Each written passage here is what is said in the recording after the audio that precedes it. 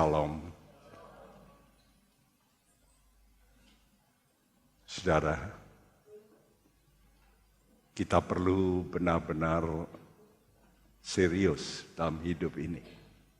Karena kita hanya sekali hidup, setelah itu mati.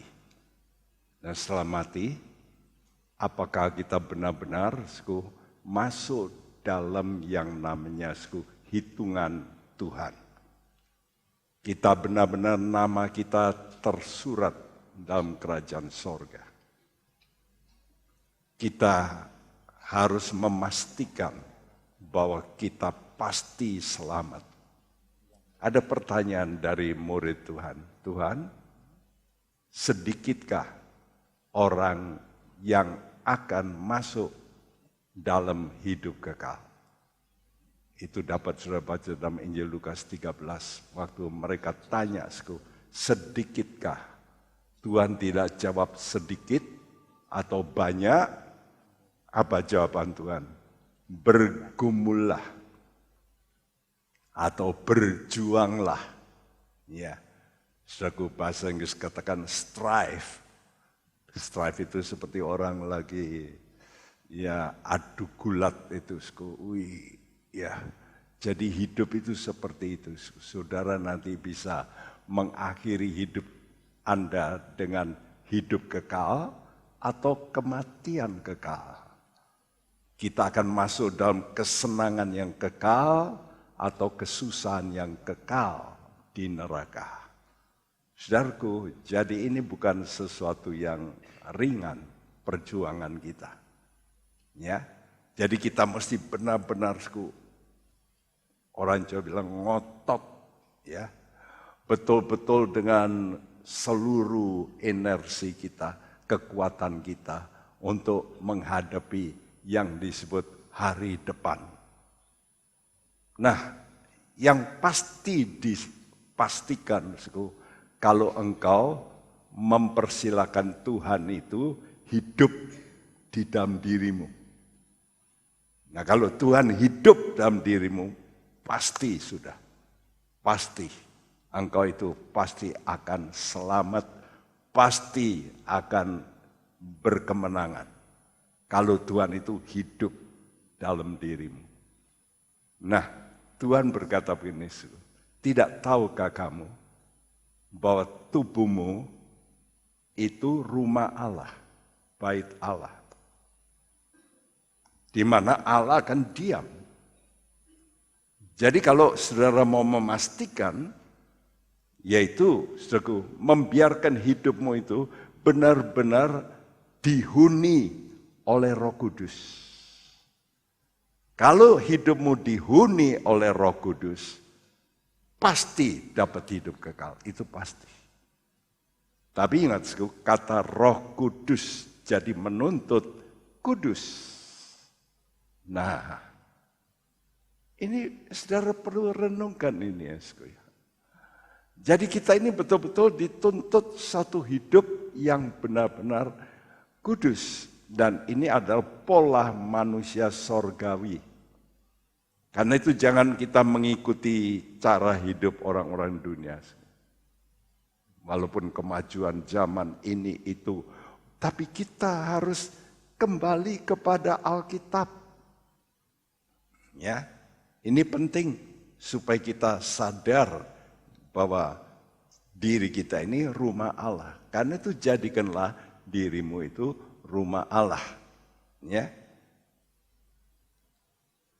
Kita akan melihat hari ini kita berbicara tentang papan-papan yang disalut dengan emas, ya. Papan-papan yang disalut dengan emas. Sudah lihat di sini, ini papan-papan, ya. Minggu lalu kita bicara ini, tiang-tiang, ini tiang pintu kemah, ya. Di mana di tiang ini digantung kain warna putih yang dipintal dengan benang warna apa? Biru, masih ingat? Ungu, merah. Ya, jadi ada 4 warna.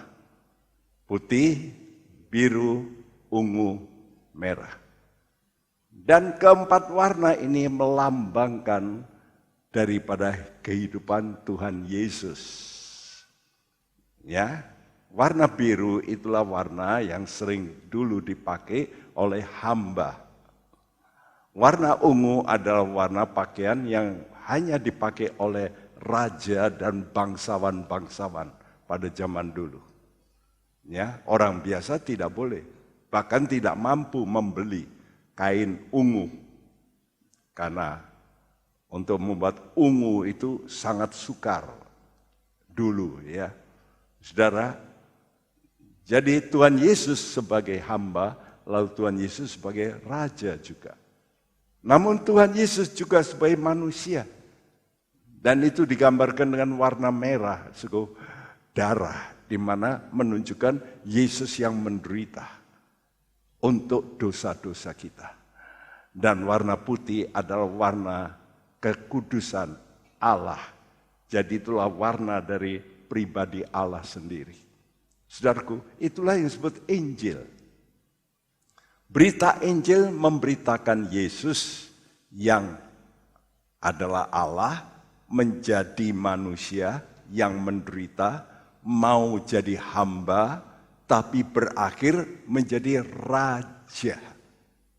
Ya, dan itu digambarkan oleh ini, ya, yaitu pintu kemah ini, kainnya. Ya, di sini ada tiang. Dan minggu lalu kita bicara tiang-tiang ini berbicara tentang pribadi-pribadi dalam gereja yang memberitakan Injil Tuhan. Sehingga saudara bisa percaya. Ya. Malam hari ini kita berbicara tentang ini sekarang, papan-papan ini. Ya, karena kita semua membicarakan tentang kayu. Baik tiang itu juga dibuat dari kayu, papan itu dari kayu. Ya, namun kayu ini disalut dengan emas. Nah, itulah yang dituliskan dalam Alkitab. Dan itu mengenai yang disebut tabernakel. Ya. Saudara, kita akan melihat bahwa papan-papan ini di sini, ini papan, ya, ini papan dari kayu sitim atau kayu penaga dalam bahasa Indonesia yang disalut emas. Kita tahu, ini ruang Maha Kudus, ini ruangan suci, ya, yang ini. Jadi ada halaman, ada ruangan suci, ada ruangan Maha Kudus, ya. Dan papan-papan ini membicarakan sesuatu yang indah, yaitu kita anak-anak Tuhan yang bersatu, seperti papan-papan itu bersatu untuk tempat kediaman Allah. Jadi kita mesti mempersilahkan Allah itu bisa diam, bisa benar-benar rest dalam kehidupan kita. Itu luar biasa, ya. Puji nama Tuhan. Keterangan tentang papan-papan ini dapat kita baca dalam kitab Keluaran 26. Mari buka Alkitab Saudara. Ayat 15 sampai 25. Keterangan yang sama diulangi dalam Keluaran 36 ayat 20 sampai 30. Lalu tentang kayu palang ini, untuk mempersatukan papan-papan ini, dapat kita baca dalam Keluaran 26 ayat 26 sampai 30 dan Keluaran 36 ayat 31 sampai 34. Jadi, kemah sembahyang yang disebut tabernakel itu paling panjang diceritakan dalam Alkitab. Karena itu gereja kita disebut gereja Bethel Tabernakel karena tokoh-tokoh kita dulu menyelidiki ya tentang apa itu tabernakel. Jadi dalam tabernakel itu tersembunyi rahasia-rahasia untuk kita terapkan dalam hidup kita. Nah, kalau kita sudah antusias di situ, kita mengerti, oh begitu ya, hidup itu harus begitu. Ya, mari sekarang kita baca Keluaran 26 ya, mulai ayat 15 terus sampai ayat yang ke-30. Kita baca bergantian, pria lalu wanita. Saya minta saudara semua yang pria merasa pria baca bersuara, dan wanita juga bersuara. Ya, buka Alkitabmu, Keluaran 26 ayat 15, sama-sama. Pria semua, 2, 3. Haruslah engkau membuat untuk kemah suci papan dari kayu penaga yang berdiri tegak. 10 hasta panjangnya 1 papan, dan 1,5 hasta lebarnya tiap-tiap papan. Tiap-tiap papan harus ada 2 pasaknya yang disengkang satu sama lain. Demikianlah harus kau perbuat dengan segala papan kemah suci. Haruslah engkau membuat papan-papan untuk kemah suci, 20 papan pada sebelah selatan. Dan haruslah kau buat 40 alas perak di bawah ke-20 papan itu, 2 alas di bawah 1 papan untuk kedua pasaknya, dan seterusnya 2 alas di bawah setiap papan untuk kedua pasaknya. Juga untuk sisi yang kedua dari kemah suci, pada sebelah utara kau buatlah 20 papan. Dengan 40 alas peraknya, 2 alas di bawah 1 papan, dan seterusnya 2 alas di bawah setiap papan. Untuk sisi belakang kemah suci pada sebelah barat, haruslah kau buat 6 papan. 2 papan haruslah kau buat untuk sudut kemah suci di sisi belakang. Kedua papan itu haruslah kembar pasaknya di sebelah bawah, dan seperti itu juga kembar pasaknya di sebelah atas, di dekat gelang yang satu itu. Demikianlah harus kedua papan itu. Haruslah itu merupakan kedua sudutnya. Jadi harus ada 8 papan dengan alas peraknya, 16 alas, 2 alas di bawah 1 papan, dan seterusnya 2 alas di bawah setiap papan. Juga haruslah kau buat kayu lintang dari kayu penaga, 5 untuk papan-papan pada sisi yang satu dari kemah suci. 5 kayu lintang untuk papan-papan pada sisi yang kedua dari kemah suci, dan 5 kayu lintang untuk papan-papan pada sisi kemah suci yang merupakan sisi belakangnya pada sebelah barat. Dan kayu lintang yang di tengah-tengah papan-papan itu haruslah melintang terus dari ujung ke ujung. Papan-papan itu haruslah kau salut dengan emas, gelang-gelang itu haruslah kau buat dari emas sebagai tempat pemasukan kayu-kayu lintang itu, dan kayu-kayu lintang itu haruslah kau salut dengan emas. Kemudian haruslah kau dirikan kemah suci sesuai dengan rancangan yang telah ditunjukkan kepadamu di atas gunung itu. Amin. Amin. Ya, kalau saudara sebagai orang yang membaca Alkitab, kalau membaca gini, engkau berkata, nah untuk apa saya membaca itu? Saya tidak ngerti ya tuh bangunan, kok sampai diulang-ulangi kadang-kadang seperti tadi, 1 papan dengan 2 alas itu diulang-ulangi. Ya, kalau Tuhan mengulang bukan untuk supaya membuat Alkitab kita tebal, tapi karena penting. Ya, karena itu diulangi supaya kita itu ingat. Tapi kalau kita yang baca, orang biasa baca, makin diulangi, makin saudara menjemukan. Orang Jawa bilang blenger gitu ya. Aku ngerti, tapi kok diulangi lagi. Dan aku enggak ngerti maksudnya apa. Kalau cuma itu kan untuk bangunan. Saya bukan interesan dengan bangunan. Saudaraku, karena itu banyak orang baca Alkitab menjadi malas lalu ngantuk. Tapi kalau kita yang mengerti, wah ini rahasia, ya rahasia. Jadi saya lihat papan-papan ini lalu dipalang, ya. Dan yang tengah dikatakan dari ujung ke ujung, tadi dikatakan dari ujung ke ujung, ya. Jadi semuanya secara detail diterangkan,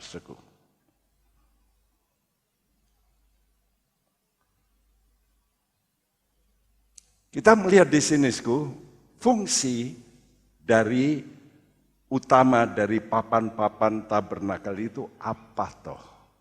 Ya, saya tuliskan di sini, fungsi utamanya itu sebagai pemisah. Ya, jadi sebagai dinding. Ini, jadi papan-papan itu di sini, ya, di sini dan di sini. Jadi sebagai pemisah dari ruangan suci, ruangan maha suci dengan halaman. Jadi dipisahkan. Nah begitu juga Tuhan, ya. Tuhan itu nanti melihat saudara yang sungguh-sungguh cinta Tuhan, itu nanti dipisahkan dari orang Kristen umum.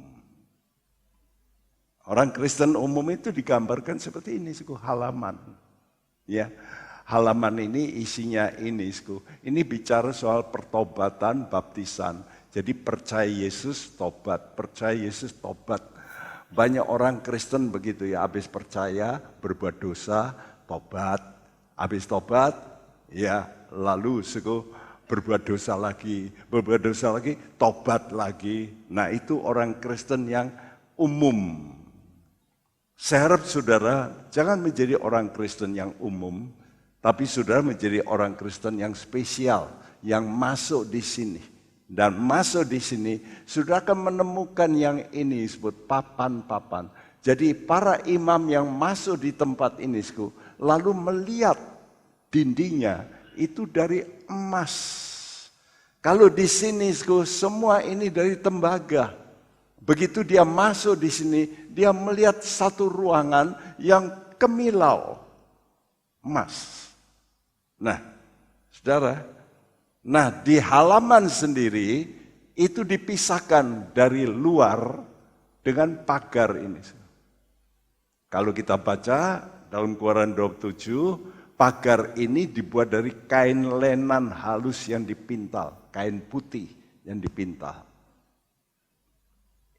Jadi kita melihat semua ini mempunyai arti yang luar biasa, ya, mempunyai arti yang indah. Nah, apa itu kata kudus atau dipisahkan?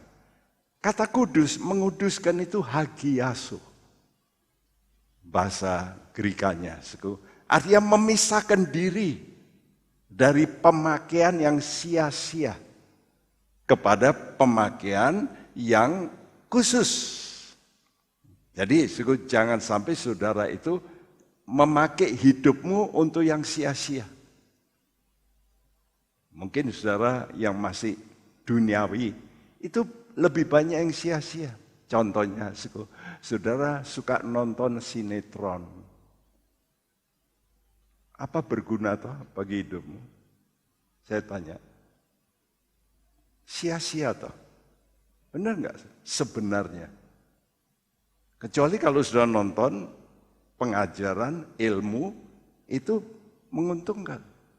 Tapi kalau cuma hiburan, ya itu karena kemelut hatimu. Sehingga engkau butuh tontonan. Novel-novel, cerita-cerita yang khayal, fiction. Oh, orang jagoan bikin cerita khayal itu. Makanya buku-buku yang banyak itu, ada tulisan kalau di luar negeri itu fiction. Fiction itu artinya cerita yang dibuat oleh orang, tapi itu enggak ada sebetulnya. Tapi di situ orang getol sampai membaca sampai tebel segini. Saya lihat wanita-wanita kalau naik kapal terbang, wah baca itu cerita fiction, khayal. Saya berkata, untuk apa toh? Kan sia-sia waktunya. Beli lagi mahal. Mbok ya tidur atau baca yang lain yang berguna.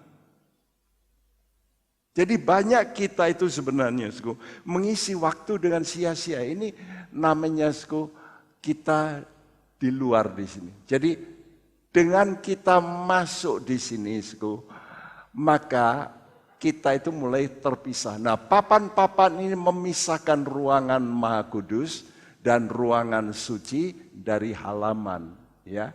Dan kata hagiaso itu artinya memisahkan diri dari pemakaian sia-sia kepada yang kudus atau mengkhususkan diri khusus kepada Allah dan khusus untuk pelayanannya.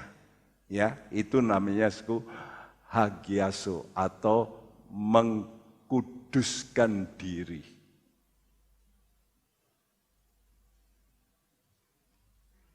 Kita melihat, inilah gambar yang penuh dari kemah sembahyang.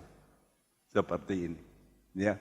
Jadi ada tiang-tiang, ini tadi kain putih, ini pagar halaman. Lalu ada pintu gerbang. Pintu gerbang ini dibuat dari kain putih juga, dipintal dengan 4 warna tadi. Ya. Juga di pintu kemah di sini. Ya. Saudaraku, jadi begitu orang masuk pintu ini pintu gerbang menggambarkan Tuhan Yesus. Sebab Tuhan berkata begini, aku adalah pintu. Benar?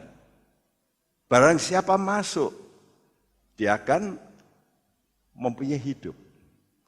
Jadi aku adalah pintu. Tuhan Yesus itu pintu. Pintu apa? Pintu untuk supaya kita masuk. Untuk apa? Disucikan, ya, dengan darahnya. Jadi, pintu ini adalah gambaran Tuhan Yesus. Kalau kita masuk, kita itu akan mengalami yang disebut penyucian oleh darah Yesus, yang digambarkan dengan alat pertama di situ, perabot pertama, yaitu altar, mezbah, korban bakaran. Ya. Saudara, jadi pintu gerbang itu terbuat dari kain lenan halus putih yang dipintal dengan benang berwarna biru, ungu, dan merah yang menggambarkan kehidupan Yesus. Artinya saudara mesti percaya bahwa Yesus itu Allah putih, turun menjadi manusia, menjadi hamba, lalu dia menderita, ya, warna merah untuk mati di salib, tapi lalu bangkit, ya, dan naik ke sorga. Jadi kita mesti mempercayai itu. Dan percaya ini akan membuat kita masuk dalam halaman. Ini kesucian pertama, tingkat 1. Jadi saudara dari dulunya bukan Kristen, sekarang menjadi orang Kristen. Itu namanya kesucian tingkat 1. Ya. Nah, saudara, itu namanya dikuduskan. Kata dikuduskan itu tentu berkonotasi pasif. Ya, percaya itu memang aktif, tapi pekerjaan kuduskan kita tidak lakukan, ya, karena itu dikuduskan oleh apa? Oleh percikan darah Yesus. 1 Petrus 1 ayat 2 mengatakan bahwa kita dikuduskan oleh karena percikan darah Yesus. Jadi kita tidak berbuat apa-apa untuk menyucikan hidup kita. Tidak. Tapi karena kita menerima Tuhan Yesus sebagai Tuhan yang menguduskan sehingga kita menjadi suci. Namun Tuhan tidak ingin saudara stop di situ. Maka Tuhan ingin saudara meningkat, ya, seperti saudara di halaman itu mesti masuk, maju terus untuk menguduskan. Sekarang menguduskan apa? Menguduskan jiwamu, pikiran, perasaan, kehendak. Nah, ini aktif. Jadi waktu saudara percaya, Tuhan Yesus menyucikan dosamu. Itu bukan berarti pikiranmu sudah bersih. Karena itu buktinya sekarang pikiranmu masih belum bersih, betul enggak? Perasaanmu masih belum bersih. Kehendakmu kadang-kadang juga bertentangan dengan Tuhan. Untuk ini saudara mesti melakukan yang berikut, tindakan yang berikut, yaitu menguduskan diri. Dengan apa? Dengan ketaatan. Jadi kalau tadi cuma percaya itu menerima. Sekarang mesti taat. Yuk kita baca 1 Petrus 1 ayat 22 sama-sama. 2, 3.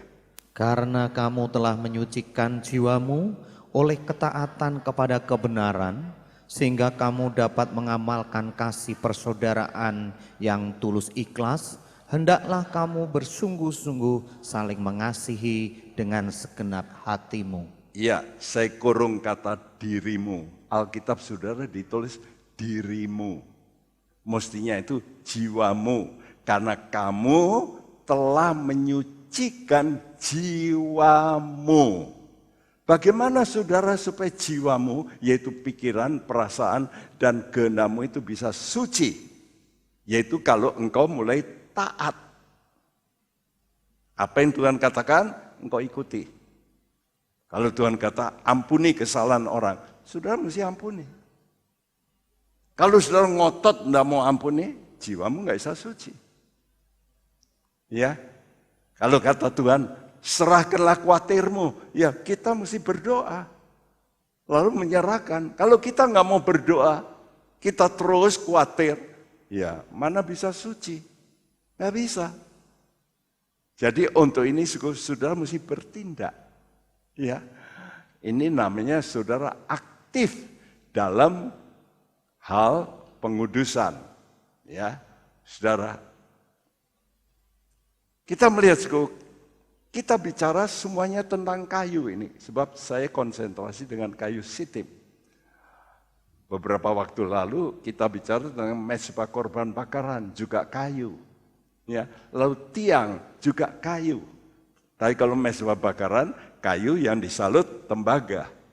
Tiang minggu lalu kayu juga, tapi disalut dengan emas.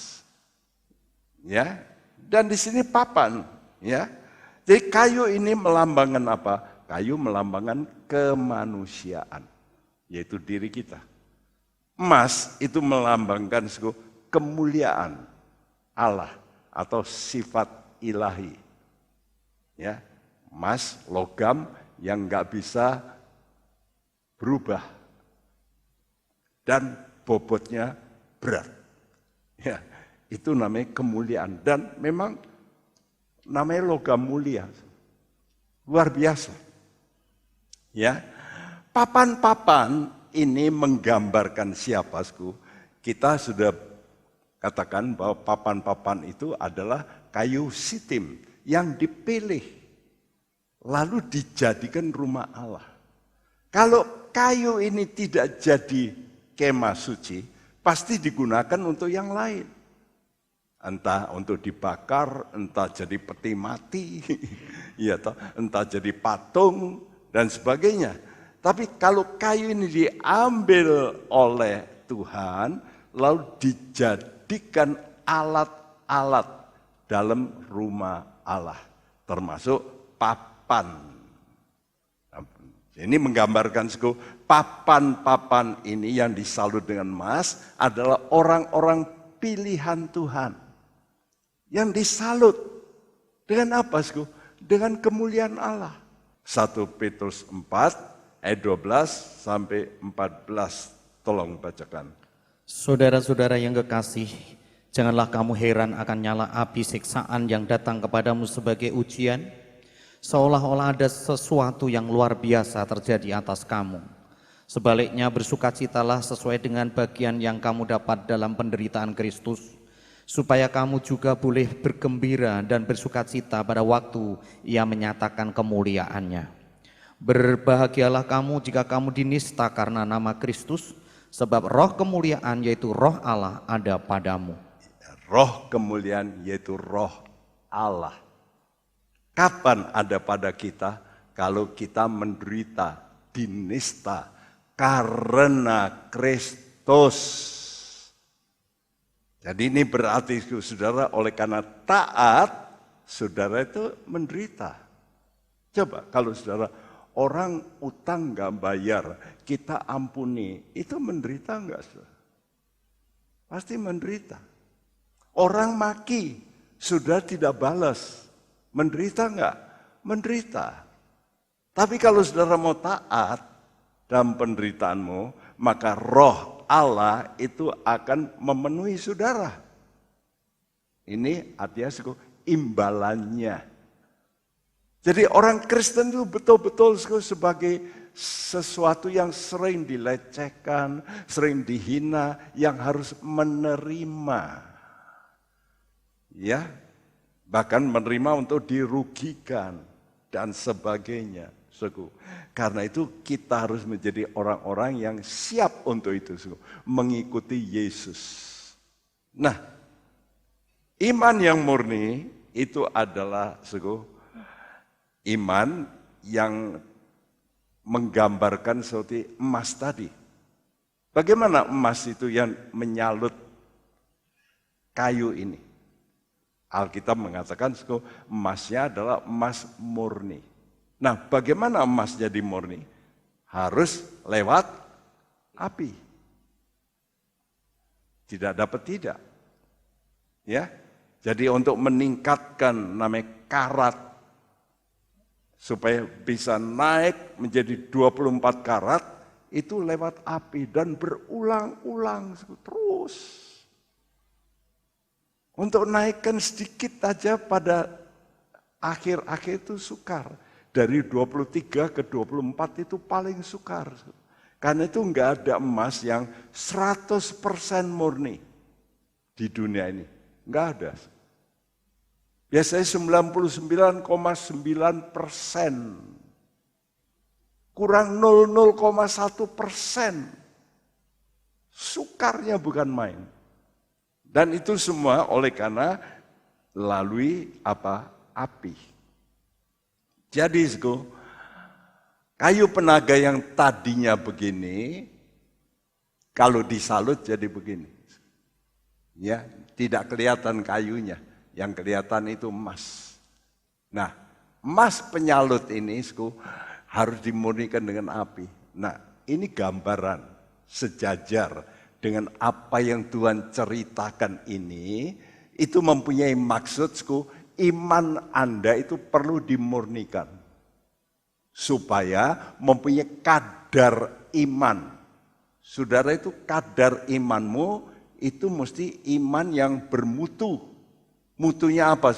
Imanmu tertuju kepada kemuliaan Allah. Banyak orang punya iman, tapi imannya begini. Saya minta kepada Tuhan untuk dapat motor yang baru. Saya berdoa, saya berpuasa, ini kan pakai iman ya. Terus dapat, oh puji Tuhan. Apakah itu iman yang bermutu? Enggak, kata Tuhan. Saya enggak dapat berkat, terus saya berdoa dengan iman, saya imani. Bahkan diajari oleh beberapa pendeta mungkin. Kalau kamu mau beriman, kamu pergi aja ke toko ya sepeda motor. Lalu kamu nggak punya duit tapi pegang-pegang aja. Saya imani dalam nama Tuhan. Saya imani dalam nama Tuhan. Terus bisa dapat. Saya mungkin, wah ini saya punya iman. Saya berkata bukan, itu sebetulnya bukan iman. Itu adalah pikiran positif. Nah itu yang dilakukan oleh orang-orang dunia. Ngerti? Pikiran positif itu bisa menghasilkan. Tapi itu bukan iman. Iman yang betul itu adalah iman yang melihat kemuliaan Allah. Nantinya bagaimana dimuliakan oleh Allah. Nah itu iman yang benar. Iman yang genuine, sejati. Untuk itu, saudaraku, iman ini betul-betul harus dimurnikan supaya hati kita ini kudus. Mari kita baca bersama Kisah Rasul 15 ayat 9, sama-sama 2, 3. Ia sama sekali tidak mengadakan perbedaan antara kita dengan mereka sesudah ia menyucikan hati mereka oleh iman. Sesudah ia menyucikan hati mereka oleh iman. Jadi kalau engkau punya iman yang betul, hatimu itu suci. Nah, itu iman yang betul.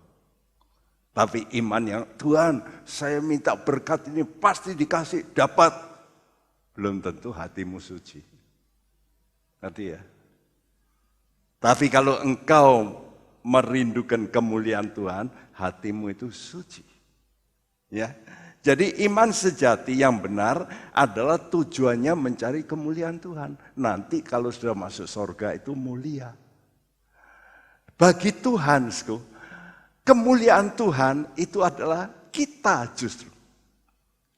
Kalau kita kudus, kita menjadi gereja yang baik, itu Tuhan mulia. Jadi kalau saudara mau memuliakan Tuhan, yuk kita sama-sama, saya berkata sama-sama, so gereja itu harus bersama. Kita ini harus nurut sama Tuhan. Semua kalau bisa anggota gereja di tempat ini mulai patuh benar sama Tuhan. Wah, itu mulia di mata Tuhan. Dahsyat. Ya, saudara. Karena itu 2 ayat ini sering saya ungkapkan supaya saudara jangan lupa. Ya. Yuk kita baca Yohanes 5 ayat 44 sama-sama 2, 3. Bagaimanakah kamu dapat percaya, kamu yang menerima kemuliaan seorang dari yang lain, dan yang tidak mencari kemuliaan yang datang dari Allah yang esa? Bahasa Indonesia kata kemuliaan itu hormat, ya. Tapi mestinya kemuliaan. Bagaimana kamu bisa percaya? Ini kata-kata Yesus. Bagaimana kamu bisa percaya? Kamu yang mencari kemuliaan satu sama lain, tapi tidak mencari kemuliaan yang datang dari Allah. Jadi percayamu kalau kamu tidak cari kemuliaan Allah, itu bukan percaya yang sejati. Ya, itu bukan percaya yang sejati. Lagi, Yohanes 7 ayat 18, sama-sama 2, 3. Barang siapa berkata-kata dari dirinya sendiri, ia mencari hormat bagi dirinya sendiri. Tetapi barang siapa mencari kemuliaan bagi Dia yang mengutusnya, ia benar dan tidak ada ketidakbenaran padanya. Ia benar dan tidak ada ketidakbenaran. Ini artinya murni. Ya, benar itu murni. Ada orang kelihatan benar, tapi benarnya ada maksud. Ya, seperti pepatah, udang di balik batu. Ada maksudnya. Ya. Tapi kalau Tuhan ingin, saudara kalau mencari kemuliaan, imanmu itu betul-betul genuine. Sehingga kamu benar dan tidak ada ketidakbenaran. Itu artinya kamu betul-betul benar di mata Tuhan. Kita tidak bisa menilai. Orang ini nanti benar betul apa enggak. Wih, dia rajin ke gereja. Ya rajinnya kenapa? Benar apa enggak? Kita enggak tahu. Pendeta cuma melihat yang kau rajin. Siapa yang tahu? Tuhan. Ngerti? Ya. Nah, kalau engkau mencari kemuliaan, Tuhan pastikan imanmu itu pasti benar dan kamu tidak ada ketidakbenaran. Lihat ini, papan-papan ini ya dibuat untuk menjadi tempat dari nanti Tuhan hadir. Tuhan, ini ruangan suci, ini ruangan maha suci. Ya.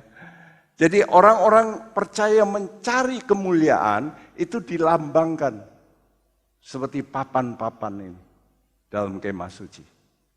Bersama-sama. Yang disalut emas untuk jadi apa? Jadi benteng.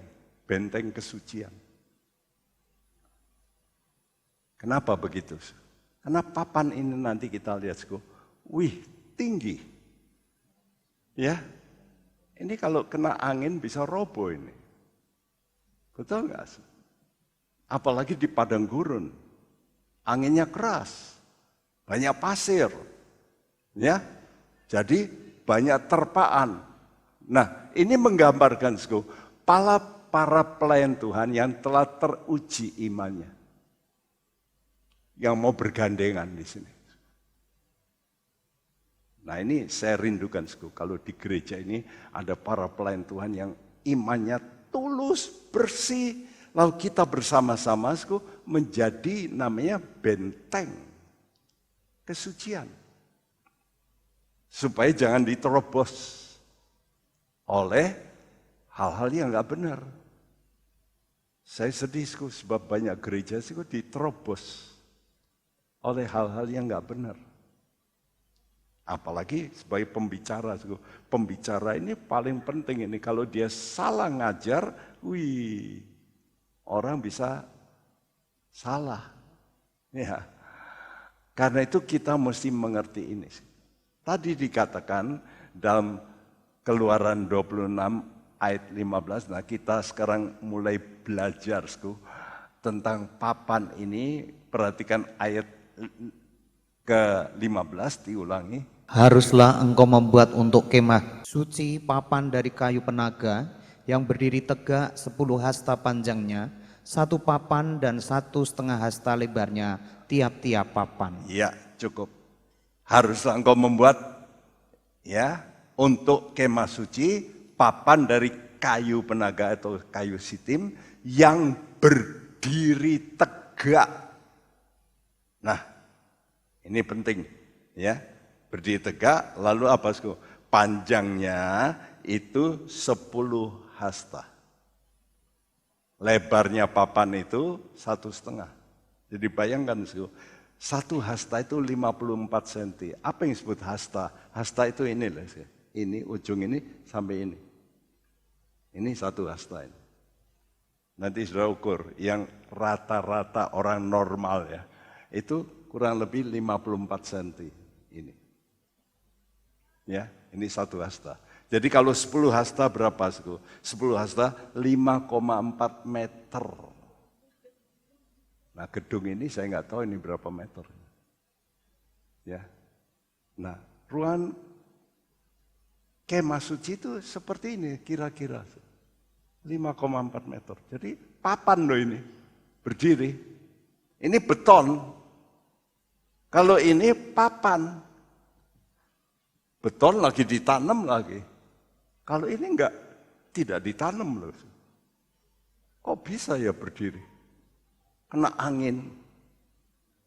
Terpaan, coba dihitung-hitung sama insinyur.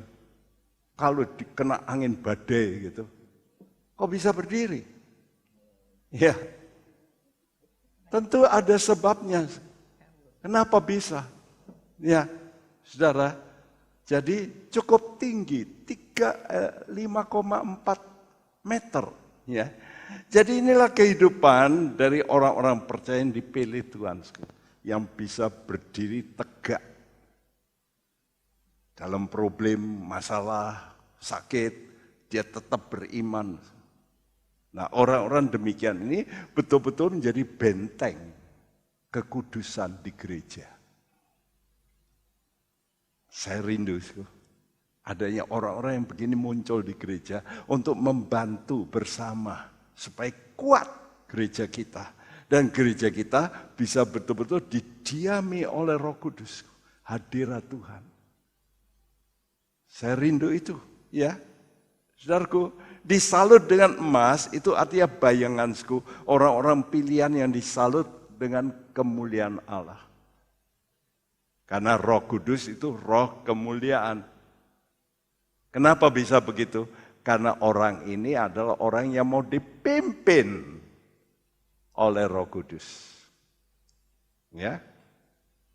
Sehingga dengan dipimpin oleh Roh Kudus, hidupnya menjadi teguh, kuat, tidak goncang, tidak nyeleweng. Ya, berbuat dosa, menipu, selingkuh. Nah itu orang-orang Kristen yang begitu, nanti celaka. Mana bisa masuk surga? Nggak bisa. Itulah sebabnya saya sedih, kalau kita itu ya tidak mau benar-benar. Rahasia dari papan-papan ini atau juga tentang tabernakel itu banyak rahasianya. Itu dapat menjadi arahan hidup untuk kita. Karena itu dengan kita nyelidiki, saya nyelidiki, lalu saya kasih kepada saudara. Menjadi apa? Menjadi arahan. Oh harus begini, harus begitu.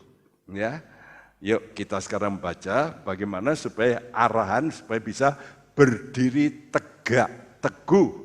Filipi 1 ayat 27, sama-sama, 2, 3. Hanya hendaklah hidupmu berpadanan dengan Injil Kristus, supaya apabila aku datang, aku melihat, dan apabila aku tidak datang, aku mendengar, bahwa kamu teguh berdiri dalam satu roh, dan sehati sejiwa berjuang untuk iman yang timbul dari berita Injil. Berjuang untuk iman yang timbul dari berita Injil. Jadi iman yang genuine, yang sejati itu harus timbul dari berita Injil. Ini penting ya. Jadi yang sanggup bisa berdiri kokoh seperti papan ini, hidupnya itu harus berpadanan, cocok dengan Injil Kristus. Ya. Kenapa? Karena memiliki iman yang timbul dari berita Injil. Hidupmu itu bisa cocok dengan Injil. Kalau engkau terima berita, ya, sehingga engkau punya iman yang dari Injil. Jadi bukan imannya karena saudara melihat orang lain, tapi karena saudara mendengar firman. Banyak orang itu beriman karena ngikut orang. Seperti siapa? Seperti Lot. Dia ikut siapa? Ikut Abraham. Ya. Jadi dia juga orang beriman. Tapi lalu apa? Dia pergi ke Sodom. Nah itu. Akibatnya dia memang punya iman, tapi ada masalah yang membuat rusak hidupnya. Saudara, jadi percaya kepada Injil, apa itu? Injil itu Yesus, tentang berita Yesus yang adalah Allah, yang berinkarnasi jadi manusia. Dan dia mati untuk apa? Untuk nebus dosa kita. Nah ini paling penting. Ini yang menyebabkan kita nanti bisa kuat. Seperti papan itu. Ya. Kenapa? Karena kita ini tahu, saya ini kalau nggak ditebus, saya ini masuk neraka. Orang yang sudah punya tahu, Yesus itu mati untuk dirinya. Dia itu kuat nanti. Tapi Yesus bukan hanya mati, dia bangkit, naik ke sorga, dan akan datang kembali. Sebagai apa? Sebagai Raja. Nah kenapa di sini kok dikatakan Injil Kristus? Ini tentunya ada sesuatu rahasia. Kata Kristus itu yang diurapi. Jadi Injil yang berkuasa adalah pribadi Yesus itu Injil. Pribadi Yesus yang diurapi, yang dilantik oleh Allah. Kata diurapi itu menunjukkan orang kalau diurapi itu dilantik. Jadi kita mesti ngerti bahwa Yesus itu dilantik oleh Allah Bapa sebagai apa? Sebagai Tuhan dan Kristus. Karena itu namanya Tuhan Yesus Kristus. Sebetulnya namanya itu Yesus. Tapi dia mendapat predikat Tuan. Misalnya orang kalau nyebut saya Tuan Bekti. Nah, kok nyebut saya Tuhan? Ya, Tuhan bekti gitu ya. Itu biasanya orang yang biasanya lebih bawah tentunya. Nah kita juga begitu, Tuhan dan Kristus. Kristus itu yang diurapi, yang dilantik oleh Allah. Kenapa dilantik? Ya karena Tuhan itu punya misi. Dia punya misi. Dia punya tugas. Waktu dia itu disuruh oleh Bapa. Hilang. Saudaraku, dia punya misi. Dia punya tugas. Ya. Karena itu dia diurapi. Zaman dulu, orang-orang yang akan dilantik itu mesti diurapi dengan minyak. Dan itu biasanya imam dilantik, ya. Lalu nabi juga dilantik, lalu raja itu juga dilantik. Yang terakhir itu raja. Jadi kita melihat, Yesus itu sudah ditetapkan oleh Allah untuk dilantik menjadi raja. Wih. Nah kalau raja kita mesti ngerti, manusia ini nanti akan harus tunduk kepada Tuhan.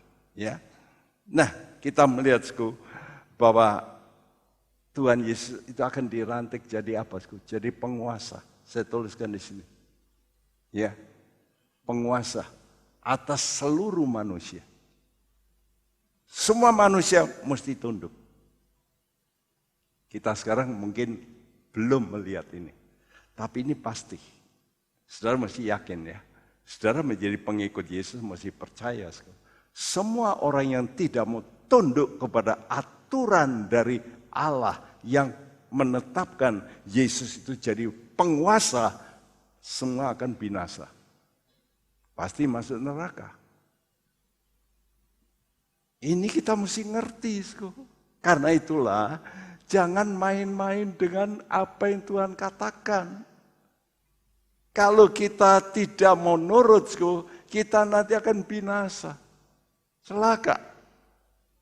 Ya. Karena itu saudara mesti mempunyai iman Injil. Injil Kristus. Apa itu? Iman yang mempercayai dan mentaati. Jadi bukan hanya percaya, tapi taat. Kenapa? Karena Yesus itu dilantik menjadi penguasa, raja. Karena itu kalau zaman dulu, penguasa paling top itu bukan pemerintahan seperti sekarang. Tapi raja. Raja itu mutlak. Sekarang pemerintahan nggak ada yang mutlak. Betul? Ada yang, ya lihat aja di dunia ini. Ada oposisi, ada ini. Kalau dulu oposisi habis, nggak ada oposisi, nggak ada namanya yang namanya partai-partai, habis, cuma satu, ya. Tapi kalau rajanya itu betul, ngerti? Nah kalau rajanya nggak betul. Kenapa sekarang ini bisa timbul sekarang yang macam-macam ini? Karena dulu raja betul, tapi rajanya lalu nggak betul. Itu menyebabkan orang nggak mau.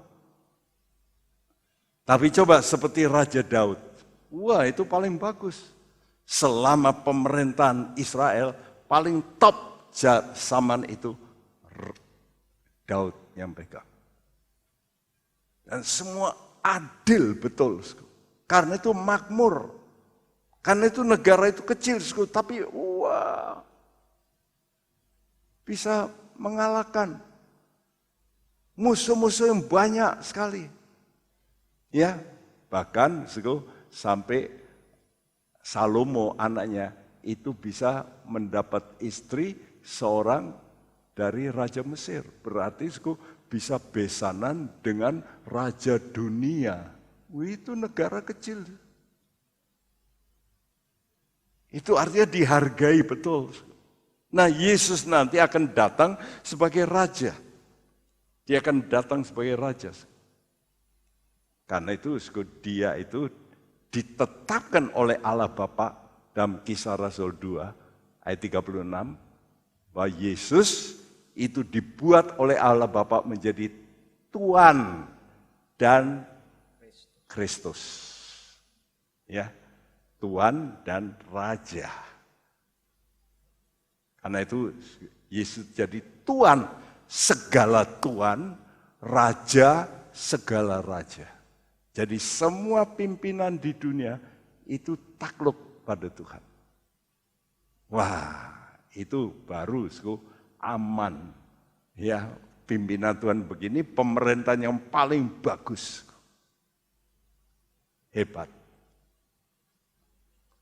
Model sekarang yang ada contohnya di RRC, itu pemerintahan cuma satu.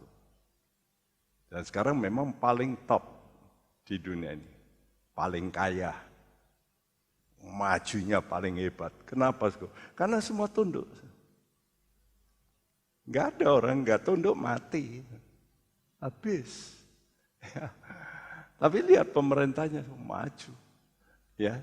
Tapi tetap ada orang yang jelek terus. Tapi nanti waktu Tuhan memerintah, enggak ada orang jelek, habis semua. Wah, itu lebih dahsyat lagi. Luar biasa. Karena itu mari kita mau merindukan Tuhan, jadikan saya seperti tiang-tiang yang menjadi pemberita kebenaran Tuhan, Injil Tuhan. Tapi jadikan saya juga nanti seperti papan-papan ini, yang menjadi benteng kekudusan. Minggu depan saya akan terangkan, kenapa papan yang tingginya 5,4 meter ini bisa tegak berdiri di tengah padang gurun, di tengah angin. Kenapa bisa? Tentu ada sebabnya. Ya, dan semua itu dituliskan dalam Alkitab dalam bentuk keterangan yang mempunyai nilai, value rohani untuk kita. Oh, jadi mesti begitu ya, jadi anak Tuhan. Anak Tuhan ini mesti mempunyai konsep-konsep hidup yang menurut firman Tuhan supaya kokoh, tegak, berdiri tegak, tidak akan goncang selama-lamanya. Katakan amin. Mau demikian, amin. Haleluya, jadilah orang percaya yang dahsyat, yang kokoh. Mari kita mau datang pada Tuhan.